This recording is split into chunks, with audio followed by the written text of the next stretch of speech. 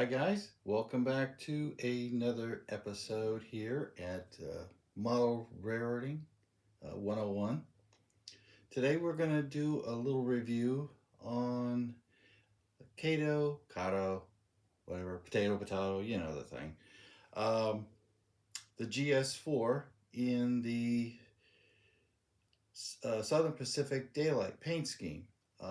I bought this one at a train show in September of 2024.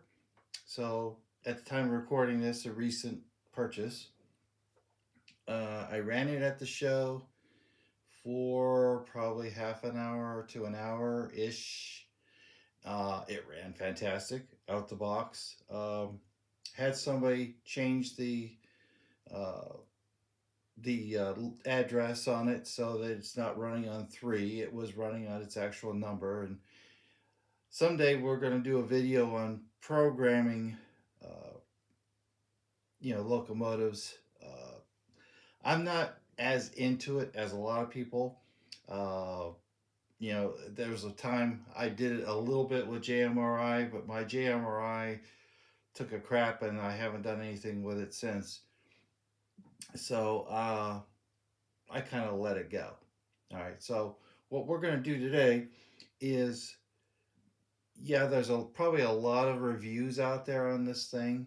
I'm just going to go through it with my personal experience and let you guys see what I'm up to. Okay. So what we're going to do is we are going to plug this in. We're going to talk about this a little bit first.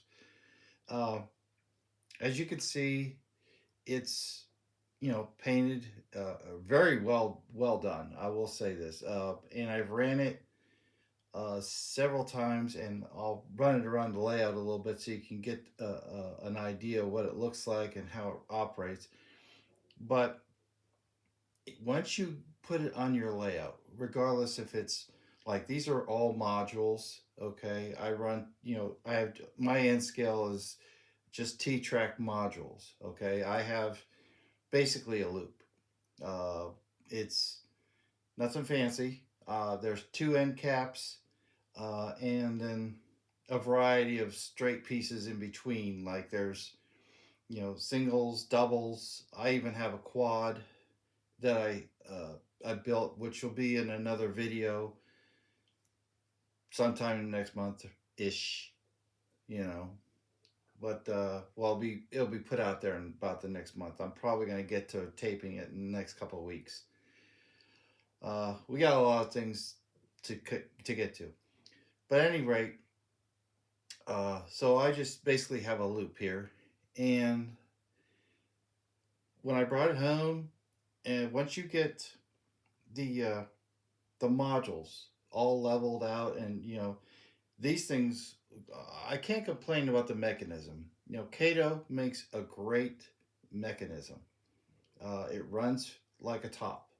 Uh, no, and for a steam locomotive, uh, they are the most finicky, as you will see if you ever buy one, regardless if it's HO or N scale.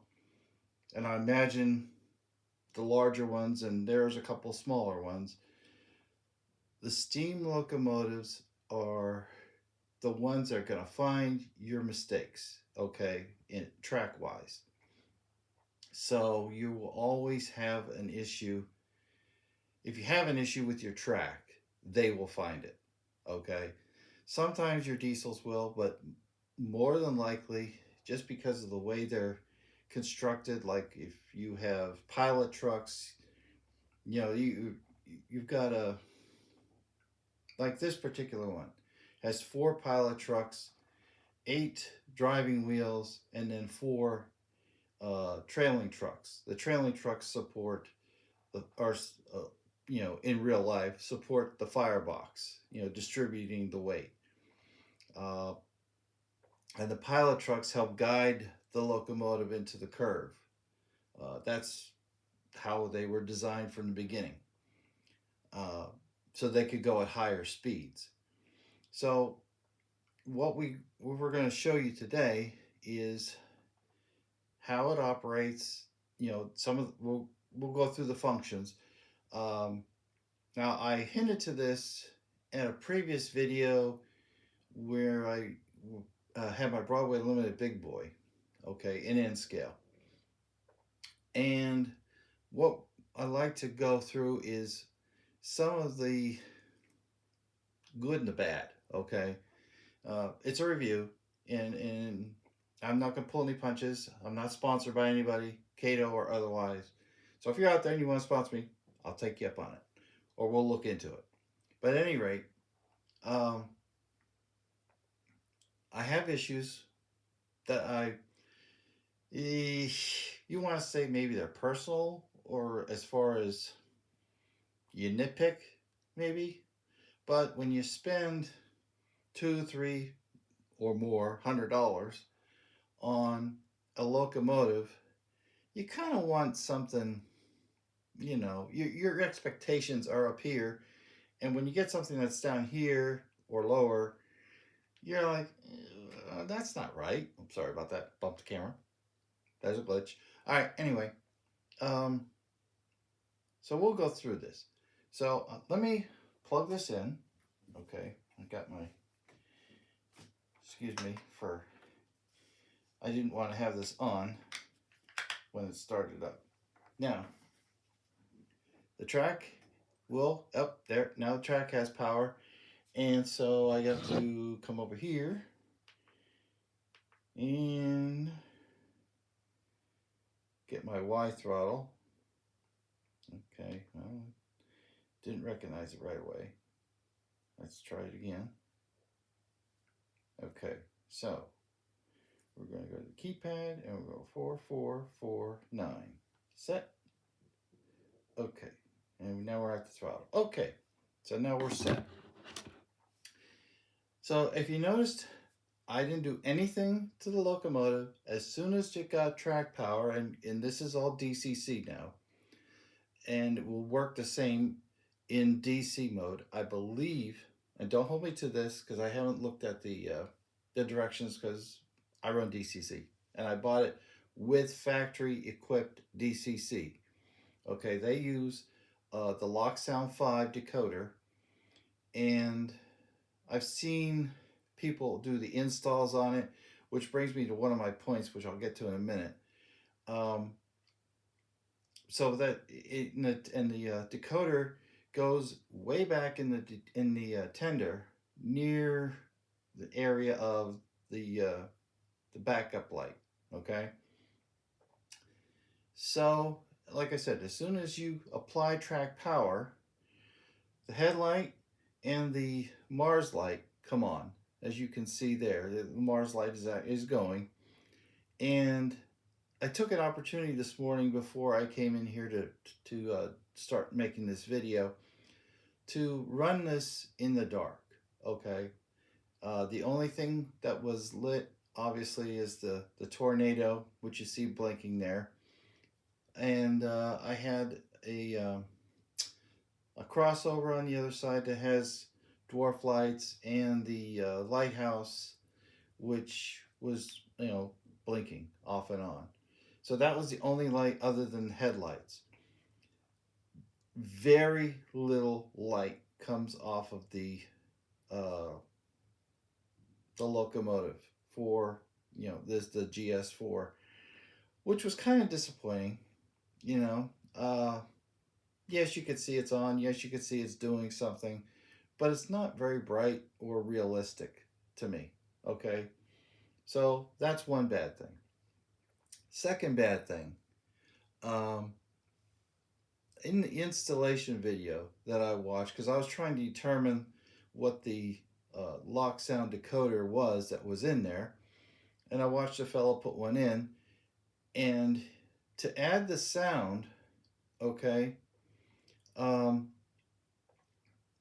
you had to put the speaker between, like, the decoder is, there's a piece of a bar or whatever where a dummy decoder would be, okay, that lets it be DC. You pull that out and you put this other one in, and then you have to attach a speaker, Well, the only place that they give you to put a speaker is directly behind that, between that and the shell where the tail light is and the backup light. Okay, I say tail light. Sorry, backup light. Um, Now I have the same thing in HO scale, which will be in another video in the future, made by Broadway Limited. And I'm used to being an HO guy most of the time. I'm used to seeing every light work. Okay, so if it came from the factory and it has number boards, if it has marker lights, and of course your headlight and your backup light, those all work. Well, some obviously some don't have working marker lights. Some have jewels. I get that. It depends on who the manufacturer is and how far they want to take this. Um, but Kato,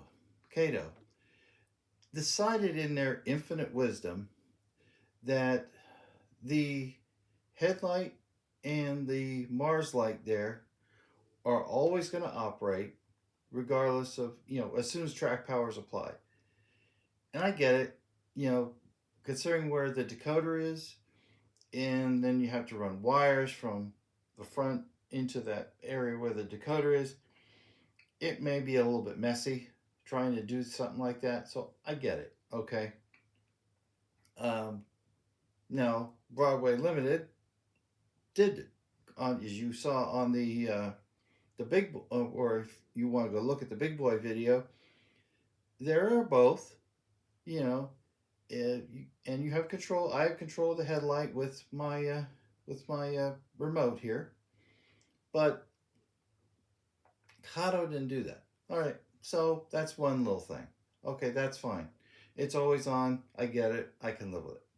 Okay, but what I don't understand is they put nothing for a backup light. There is a jewel there, and that is it. It never comes on. Matter of fact, if I run this in reverse, the headlight and the Mars light will still continue to operate in both directions, which is not prototypical. I'm like, well, that's kind of dumb. Well, and when you look at it, where they want you to put the speaker, even if you wanted to and have DCC and sound, you can't use that backup light because there's nowhere to wire it.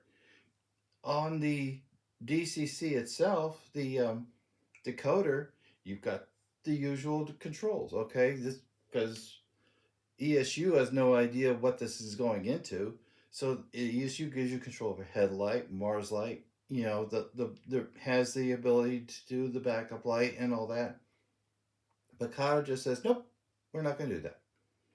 So the only reason I didn't notice it when I first bought it and it was running at the show, because it was always running forward, and I just went through the usual, because I know, okay, ESU, it's headlights are this one, your bell, your whistle, and your sound, to activate the engine sounds, as far as like the chuffing and all that good stuff. That's all I know. It's all pretty much standard, and one would assume that the backup light works. Well, I was running it forward the whole time, never noticed anything different, so I was like, okay, fine, it works. It's great. Well, then, like I said, when I saw this other video and then I did my own research on my for myself, I was like, wow, this doesn't work. So that's that. Now we get to the decoder itself. So, talking about decoders, um, they give you a slip of paper, okay, inside the box. They give you no instructions on the decoder, okay, as far as what the functions are. Broadway Limited, and I went through this in my other video, gives you a slip of paper about yay big, you know, not a full blown manual. A full blown manual you have to go online and look at, okay, so that's fine. Me, I'm interested in what the functions are. And they gave me a list of functions, which is great. Okay, Broadway, I expect that, and they delivered. Kato did not. Kato just says, go to this, here's the decoder, and look this up, and then that's where you get your functions from. Okay, so I type it in and I try to look for it. Well, the website doesn't exist. Okay, so now what? Well, that's when I started me on my journey to looking at what decoders could be in it. Because when I looked at ESU gave me nothing as far as what the functions were. Uh, couldn't even figure it out from their what decoder could even go in it. So I put that aside. I say ESU was a dead end. So when I looked at the video, and that's when I discovered about the tail light. Rear. I keep saying tail light. I'm sorry. Okay, so we'll move on from there. Um, so the next thing that I did was I say, okay, tried and true. We'll hook it up to uh, the JMRI because I can do that. So I went, plugged everything up, threw it on there, pull up JMRI, and said, okay, you have an ESU decoder. And I could not find any functions anywhere. And I mean, I went through the whole thing, and there was, I mean, it gave me, the best thing it gave me was a list of CVs. And it said, okay, you have CV1, it's set to this, it's two, and so on and so forth. And so I had no clue. Okay, so that was a dead end. So the last resort was set it on the track, run through each function individually, see what it does. Okay, so I came up and I have this little list.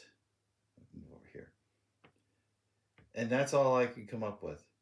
Now, are there other things that it does? Yes. Can I identify them? Not really. Okay, I am. I don't want to say casual modeler, but I like certain functions, and I don't need to have, okay, I need to control my chuff rate. I need to do, be able to hit a pop off valve. I don't need to do this, or, pick whatever crazy function. Like, like the Broadway Limited is big on like yard sounds or farm sounds, things like that. And I'm like, that's great. I'm glad it's in there. Somebody will use it. I won't. I mean, I've even tried their radio chatter, and to me, it's boring. Uh, I prefer uh, the soundtracks. Okay, their even their economies. Okay, their economy stuff. Uh, I think it's there's a function on there, even on their economies for radio chatter, and it has different things. Broadway Limited has one thing it says, and that's it. I'm like, okay, so I don't know. If it weren't for the fact that uh, Broadway, like on my HO Steam stuff, economies or even tsunamis uh, may or may not control the smoke functions, I would probably replace them. Okay, because the sound I get out of my diesel is phenomenal. I mean, it sounds great. Um, I'm not real big on uh, ESU. For one thing, you can't program ESU without their special little programmer. Well, I don't know how big it is. I think it's probably about yay big. And, you know, to force you to spend, now I'm going to get my soapbox for a minute, so bear with me. For someone, a manufacturer, to force you to get a special programmer, okay, and say for you to download files or make any serious changes to this locomotive, you have to have this device, and they soak you for another 150 bucks ish, depending on where you shop. Um, I think that's wrong. Okay. Now I noticed Broadway came out with a CV programmer too. Um, I'll say this: I'm not real crazy about that idea either.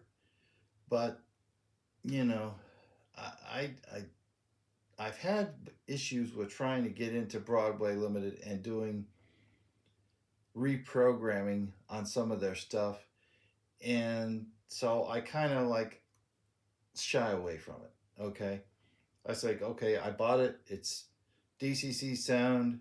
What are my functions? Let's go with that. Okay. The worst I would do is doing the consisting and trying to make something better than it was with consisting as far as lights and stuff like that go. So, okay, we're off the soapbox. So let's get back to this locomotive. Okay, if I haven't lost you by now, I'm sorry. Anyway, so we'll get back to this locomotive, and we got it plugged up. We're ready to go. So obviously, uh, the lights uh, do not work. The light function. Okay, so it's always on. So we're going to skip that. So if you have if you use an F-Zero, that's usually or like in mine shows up with lights, it's not going to work. So we've got F1 is our bell, and that's pretty nice. I will say this: it does have some good volume straight out the box. Okay, so their bell function is very good. I do like that. Okay, so here's the whistle.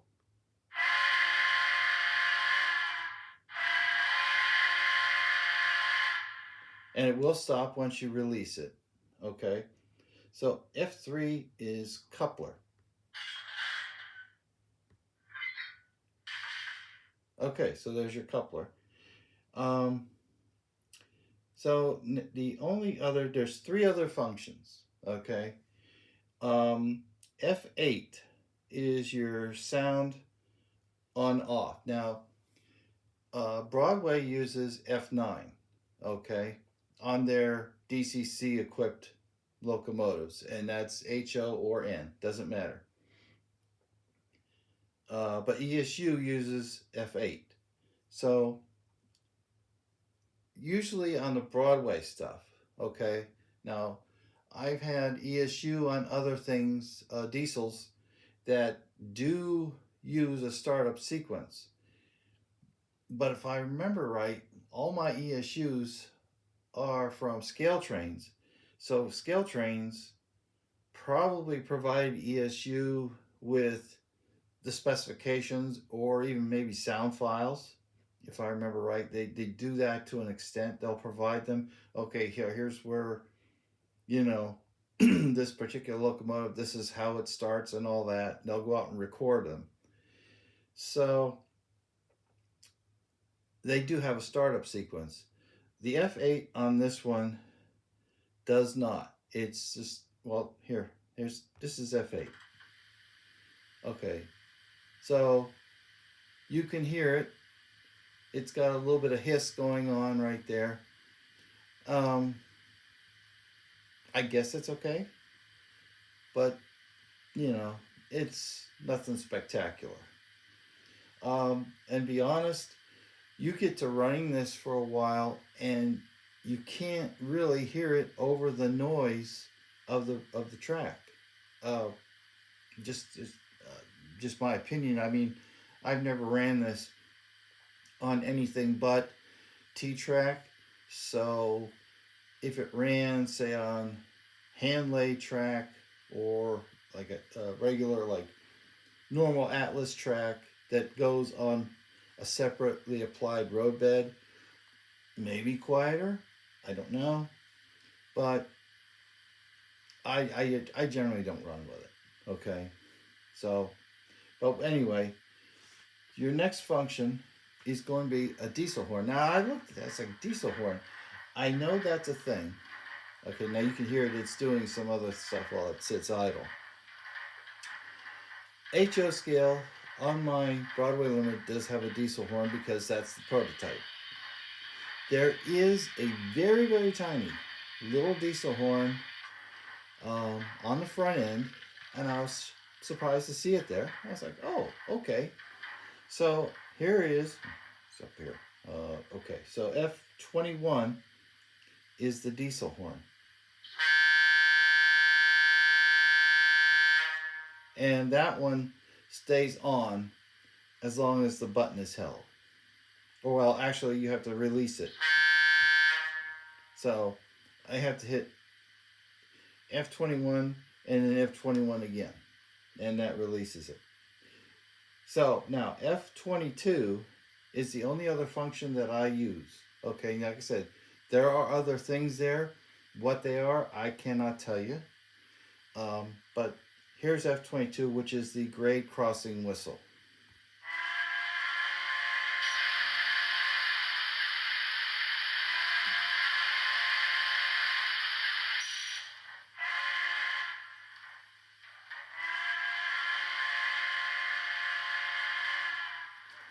Now, if I want to release this, okay, so it's lit on my panel. I have to hit it again. Okay, so that didn't do it a second time. Sometimes it will.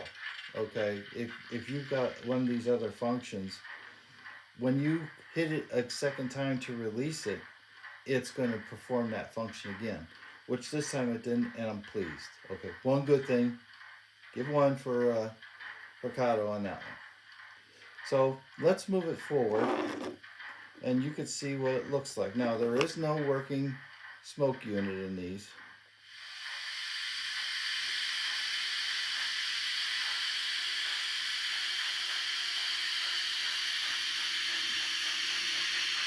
I will say it does have good speed.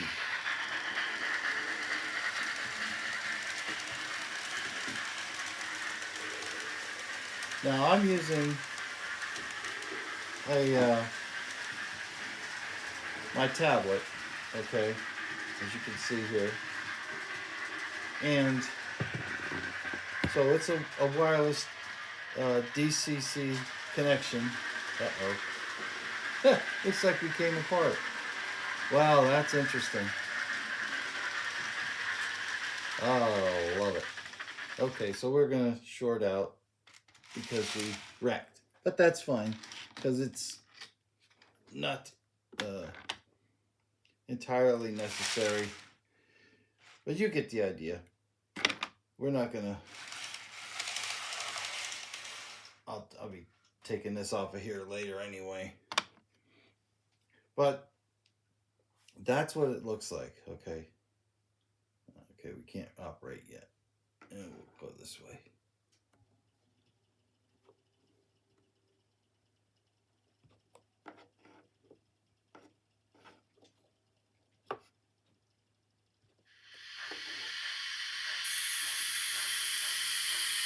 Okay, we'll bring it down closer to the camera.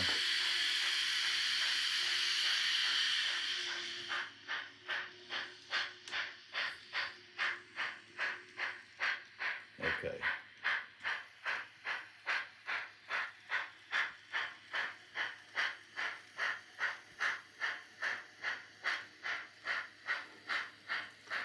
That way you guys can get a better look at it.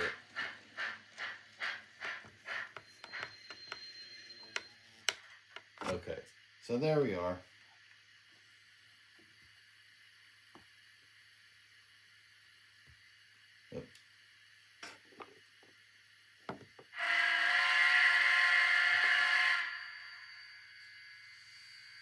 So that's what she looks like.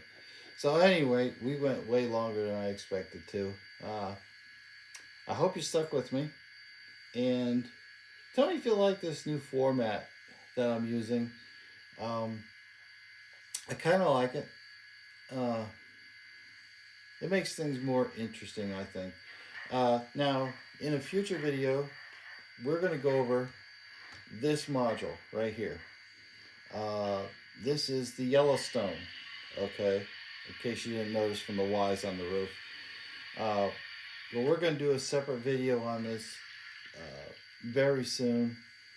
Uh, and we're going to start going through some of the HO scale stuff and showing what I did, what they are, as far as, my diesels and steam in HO.